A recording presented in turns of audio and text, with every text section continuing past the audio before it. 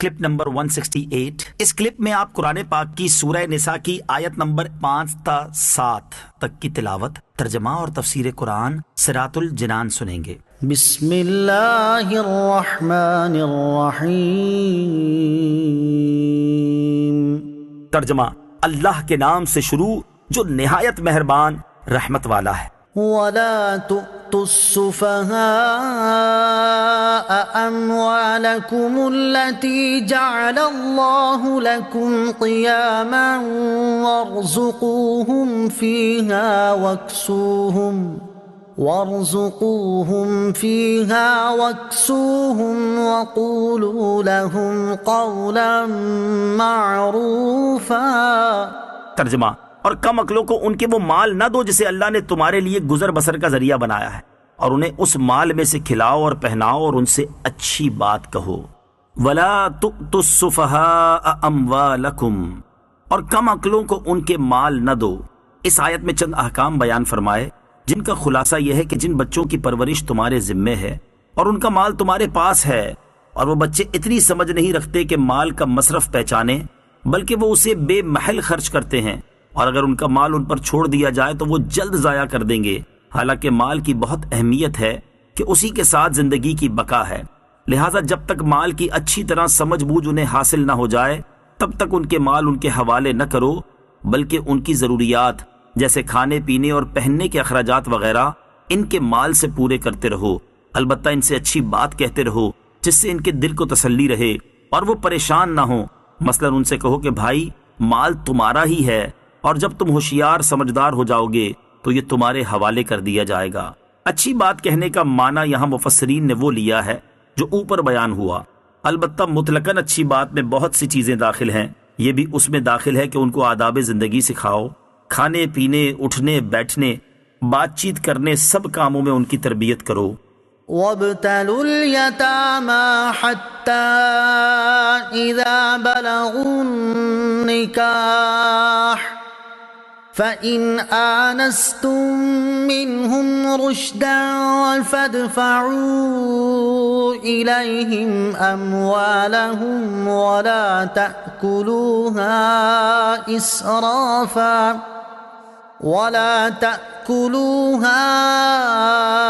إِسْرَافًا وَبِدَارًا أَن يَكْبَرُوا، وَمَن كَانَ غَنِيًّا فَلْيَسْتَعْفِفْ، وَمَن كَانَ فَقِيرًا فَلْيَأْكُلْ بِالْمَعْرُوفِ، فَإِذَا دَفَعْتُمْ إِلَيْهِمْ أَمْوَالَهُمْ فَأَشْهِدُوا عَلَيْهِمْ وَكَفَى بِاللَّهِ حَسِيبًا۔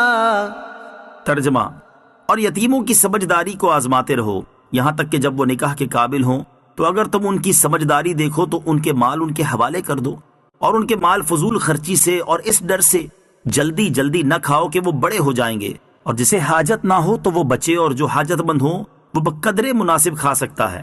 پھر جب تم ان کے مال ان کے حوالے کرو تو ان پر گواہ کر لو، اور حساب لینے کے لیے اللہ کافی ہے۔ وَابْتَلُوا الْيَتَامَى، اور یتیموں کو آزماتے رہو۔ اس آیت مبارکہ میں یتیموں کے حوالے سے بہت واضح احکام دیے ہیں، چنانچہ فرمایا کہ جن یتیموں کا مال تمہارے پاس ہو ان کی سمجھداری کو آزماتے رہو، جس کی ایک صورت یہ ہے کہ ان کا مال دے کر وقتاً فوقتاً انہیں دیکھتے رہو کہ کیسے خرچ کرتے ہیں۔ یوں انہیں آزماتے رہو یہاں تک کہ جب وہ نکاح کی عمر کو پہنچ جائیں، یعنی بالغ ہو جائیں، تو اگر تم ان میں سمجھداری کے آثار دیکھو کہ وہ مالی معاملات اچھے طریقے سے کر لیتے ہیں تو ان کے مال ان کے حوالے کر دو۔ یہاں تک ان کے بارے میں حکم دینے کے بعد اب سرپرستوں کو بطور خاص چند ہدایات دی ہیں، چنانچہ فرمایا کہ یتیموں کے مال کو فضول خرچی سے استعمال نہ کرو، اور ان کا مال جلدی جلدی نہ کھاؤ، اس ڈر سے کہ جب وہ بڑے ہو جائیں گے تو چونکہ تمہیں ان کے مال واپس کرنا پڑیں گے، لہٰذا جتنا زیادہ ہو سکے ان کا مال کھا جاؤ، یہ حرام ہے۔ مزید ہدایت یہ ہے کہ یتیم کا سرپرست اگر خود مالدار ہو، یعنی اسے یتیم کا مال استعمال کرنے کی حاجت نہیں، تو وہ اس کا مال استعمال کرنے سے بچے، اور جو حاجت مند ہو وہ بقدر مناسب کھا سکتا ہے، یعنی جتنی معمولی سی ضرورت ہو۔ اس میں کوشش یہ ہونی چاہیے کہ کم سے کم کھائے۔ آیت کے آخر میں مزید پہلے والے حکم کے بارے میں فرمایا کہ جب تم یتیموں کے مال ان کے حوالے کرنے لگو تو اس بات پر گواہ بنا لو تاکہ بعد میں کوئی جھگڑا نہ ہو. یہ حکم مستحب ہے. للرجال نصيب مما ترك الوالدان والأقربون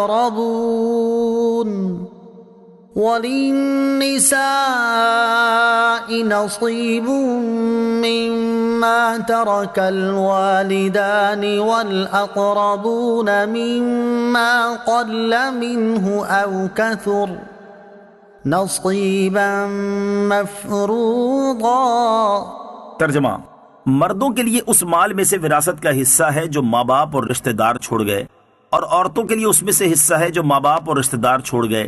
مال وراثت تھوڑا ہو یا زیادہ، اللہ نے یہ مقرر حصہ بنایا ہے. وَلِلنِّسَاءِ نَصِيبٌ، اور عورتوں کا بھی وراثت میں حصہ ہے. زمانہ جاہلیت میں عورتوں اور بچوں کو وراثت سے حصہ نہ دیتے تھے. اس آیت میں اس رسم کو باطل کیا گیا. اس سے یہ بھی معلوم ہوا کہ بیٹے کو میراث دینا اور بیٹی کو نہ دینا صریح ظلم اور قرآن کے خلاف ہے.